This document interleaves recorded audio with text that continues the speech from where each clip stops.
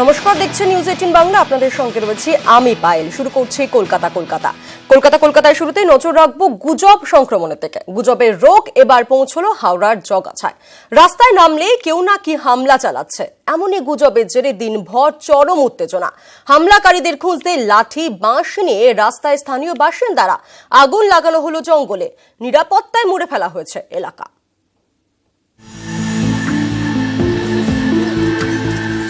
রাস্তায় নাকি বেশ কয়েকজনের ওপর হামলা হয়েছে। কে হামলা চালালো, কেন হামলা চালালো, কোনো প্রশ্নেরই উত্তর নেই। অথচ হামলাকারীকে খুঁজতে রীতিমতো রণক্ষেত্র হয়ে উঠল জগাছার গড়ফা। ঘটনা শুরু বৃহস্পতিবার রাতে। অতর্কিতে তার উপর কেউ হামলা চালায় বলে অভিযোগ করেন এক মহিলা।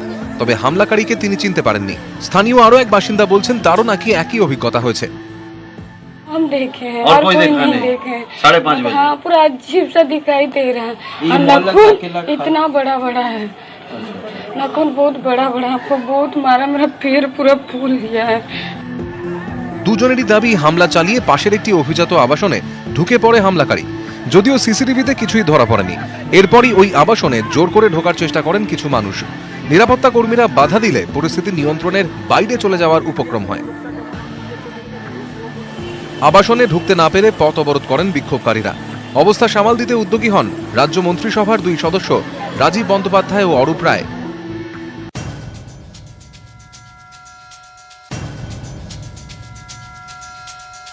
আমরা সাধারণ মানুষগুলোকে বলেছি যে আপনারা প্রশাসনের উপরে, পুলিশের উপরে ভরসা রাখুন, আমরা আছি এখানে, আমরা দেখছি, আর এলাকায় যাতে শান্তি থাকে সেটা সবাইকে অনুরোধ করা হয়েছে।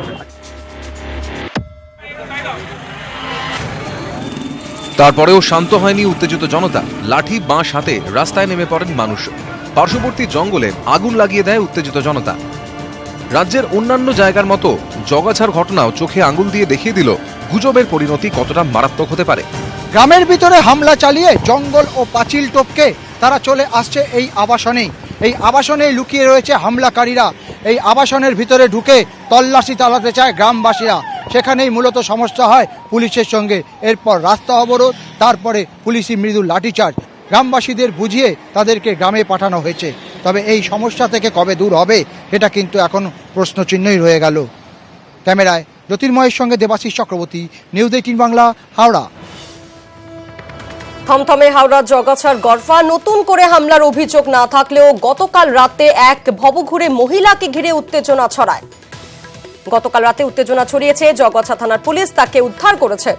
আমরা কথা বলবো এই নিয়ে, সরাসরি চলে যাব আমাদের প্রতিনিধির কাছে। দেবাশিস চক্রবর্তী রয়েছেন হাওড়া থেকে।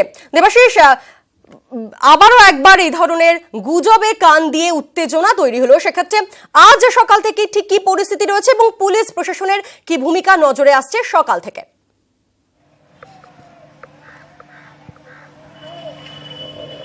একেবারে দেখো, যে বৃহস্পতিবার যে রাত্রিবেলা হামলা হয়েছিল, শুক্রবার সকালে যে হামলা হয়েছিল, সে হামলা গতকাল রাতে তবে হয়নি। পরিষ্কার করে এখানকার লোকেরাও জানিয়েছে কোনো রকম হামলা হয়নি বা কাউকে দেখতে পায়নি। তবে যে ঠিক পিছন দিকে অর্থাৎ রেল কলোনি, সেই এলাকায় এক ভবঘুরে মহিলাকে তারা দেখতে পায় এবং তার জেরে কিন্তু যথেষ্ট আতঙ্ক ছড়ায় এবং সেই খবর ছড়িয়ে পড়ে গোটা এলাকায়। এবং তখনই প্রায় কয়েকশো মানুষ তারা জড়ো হয়, মহিলাকে ঘিরে ধরে, তাকে টানা হাজরা পর্যন্ত করা হয়েছিল। এরপর ঘটনার ফলে যেহেতু সন্ধ্যার পর থেকেই এলাকায় পুলিশ মোতায়েন ছিল, ঘটনাস্থলে দ্রুত পুলিশ পৌঁছায় এবং পুলিশ পৌঁছে সেই মহিলাকে উদ্ধার করে থানায় নিয়ে যায় এবং তারপর তাকে জিজ্ঞাসাবাদ করে পুলিশ যেটা জানতে পারে, একেবারেই মানসিক ভারসাম্যহীন ভবঘুরে এক মহিলা।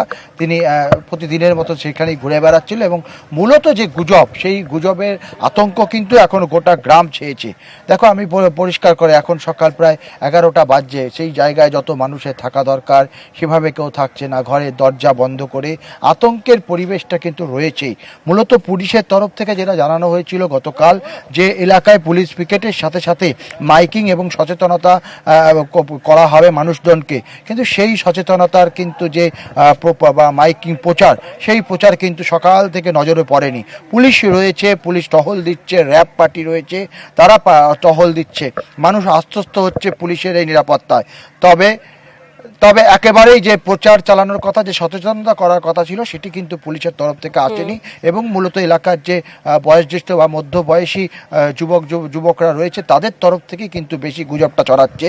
স্কুল কলেজগুলিতে বলেছিল বাচ্চারা যাচ্ছে না, কিন্তু সে ছবি একেবারেই অমিল। সেখানে কিন্তু পরিষ্কার করে দেখা যাচ্ছে সকাল থেকে বাচ্চারা, যারা মহিলারা, তারা স্কুলে যাচ্ছে, স্কুলে ভর্তি হচ্ছে। ফলে আতঙ্কটা রয়েছে, সেই আতঙ্ক কাটতে আরো বেশ কিছুক্ষণ সময় লাগবে বলে মনে করছে প্রশাসন। ধন্যবাদ তোমাকে দেবাশিস। একটা মহিলা এসেছিল, ও মানে 8টা হবে, 8টা সাড়ে 8টা এরকম হবে। তো আমরা পাড়ার লোক দেখেছি, মহিলা চিনতে পারছে না কি এর বাইরে কি হবে, তো ওকে ধরেছি। আপনি কোথা থেকে এসেছেন? ও বলছে কেন বলবো, মানে গালাগাল দিচ্ছে পুরো। তো যাবি এখান থেকে? বলছে না যাবো না, আমি ভাঙা রাস্তা দিয়েই যাবো, মানে যে অন্ধকার আছে ওই রাস্তাটা, ওখান দিয়েই যাবে বলছে। ওকে আবার যেরকম করে টেনে ফেনে নিয়ে আমরা গেটে দিয়ে গিয়েছি, রেল গেটে।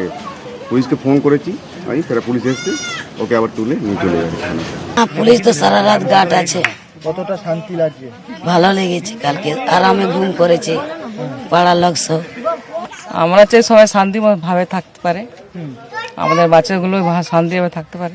রাত্রিবেলা ভয় লাগে কি আসলে মেয়েটাকে নিয়ে যাবে, হ্যাঁ, এই জন্য আমরা সব ভয় এখানে আছি। বাচ্চা কাচ্চা একদম স্কুল মন লাগে না, যায় না, হ্যাঁ, স্কুলেও যাচ্ছে না, ভয় মতন ঘরে আছে, আমরাও ঘরে সব আছি।